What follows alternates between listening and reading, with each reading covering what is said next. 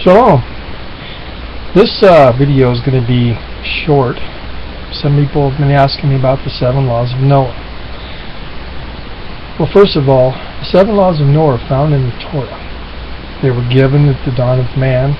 They were given also to Noah, and they were given after the flood as well.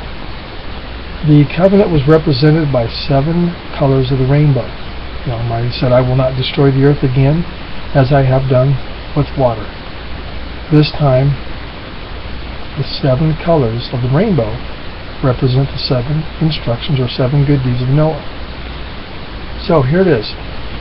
According to the sages of the Talmud, there are 70 families with 70 paths within the great family of man. And each individual has his or her path within a path, yet there is one universal basis for us all.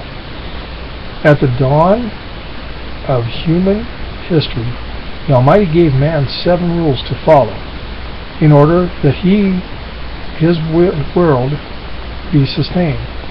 So it is recounted in the book of Genesis as interpreted by our tradition in the Talmud, given by Moses, who we call Moshiach, Rabbi Moshe, the one who brought us out of Egypt, took us into the wilderness of Sinai to receive the 613 good deeds, the 2 stone tablets. 7 laws of Noah were still given to the Gentiles. So, there will come a time, our sages told us, that the children of Noah will be prepared to return to this path. That will be the beginning of a new world, a world of wisdom and peace. At the heart of the universe, at the heart of this universal moral code, is the acknowledgement that morality, indeed civilization itself, must be predicated on the belief in the Almighty, unless we recognize a higher power to whom we are responsible and who observes and knows our actions. We will not transcend the selfishness of our character and the subjectivity of our intellect.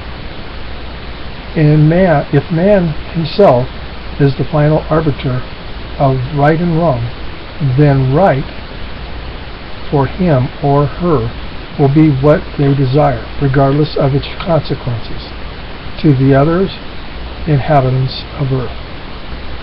At Mount Sinai, or Mount Sinai, the Almighty charged the children of Israel to serve as His light unto the nations, by bringing all of humanity to a recognition of their Creator and adherence to His laws.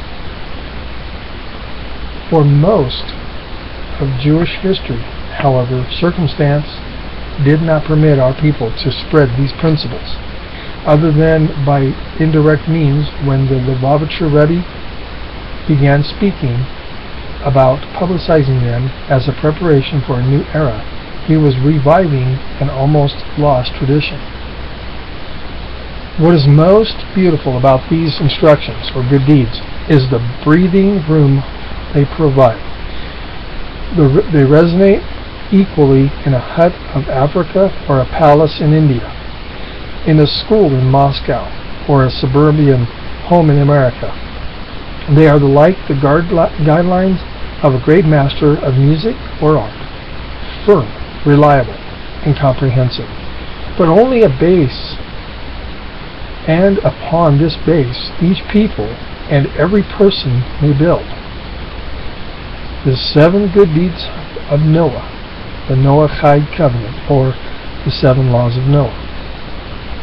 They're also in your Christian Bible. In the King James Bible, they're in the book of Acts. The Almighty says, "Go to the synagogue on the Sabbath day and hear the teachings of Moses." That's the 613 mitzvot, the good deeds. Alongside of it, it talks about the 7 laws of Noah. Okay, the 7 laws of Noah are a sacred inheritance of all the children of Noah.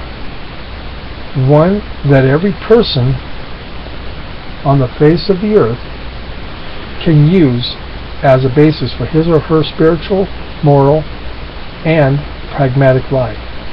If enough of us will begin to incorporate these instructions, good deeds, into our lives, we will see a different world very soon, sooner than we can imagine. The 7 instructions are according as is said. Number 1, acknowledge that there is only one Almighty One, who is infinite and supreme above all things. Do not replace that supreme being with finite idols, be it yourself or other beings. This instruction includes such acts as prayer, study, and meditation. Number 2, respect the Creator. As frustrated and angry as you may be, do not vent it by cursing your Maker. 3, respect human life. Every human being is an entire world. To save a life is to save that entire world. To destroy a life is to destroy an entire world. To help others live is a corollary of this principle. The word murder, thou shalt not premeditate murder, is also in number 3. To save a life is to not murder that life. The same as gossip, slander, the shedding of innocent blood, embarrassment. Number 4, respect the institution of marriage. Marriage is a most divine act. The marriage of a man and a woman is a reflection of the oneness of the Almighty and His creation. Disloyalty in marriage is an assault on that oneness. Number 5, respect the rights and property of others. Be honest in your business dealings, in all your business dealings, by relying on the Almighty rather than on our own conniving. We express our trust in the Almighty as the provider of life, also known as El Shaddai. Respect. Number 6, respect the Almighty's creatures. At first, man was forbidden to consume meat. After the great flood, he was permitted, but with a warning: do not cause unnecessary suffering to any creature, and only eat clean creatures. And it also says that in your Christian Bibles. I know you'll bring up the idea about Peter and the sheet coming down from the sky. And you know what? If you read on in that in context, you're going to find out it wasn't talking about eating unclean foods. And I think you really know that. I think you just want to be hard-headed and stubborn to do what you want to do and put what food you want to put in your bodies. That's up to you. Destroy your bodies if you want to. Number 7, maintain justice. Justice is the Almighty's business, but we are given the charge to lay down necessary laws and enforce them whenever we can. When we right the wrongs of society, we are acting as partners in the act of sustaining the creation. So there you go. The 7 good deeds of Noah. And for the one person, actually the couple people that have asked me about them and had quite an argument for it, there you have it. You can't argue with the Almighty's word. So, these are not my ideas. These are the Almighty's.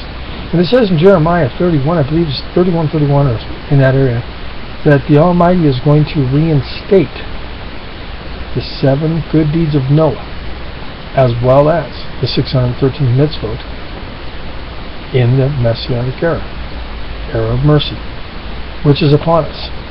And this is Elul again, almost to the end of the month of Elul.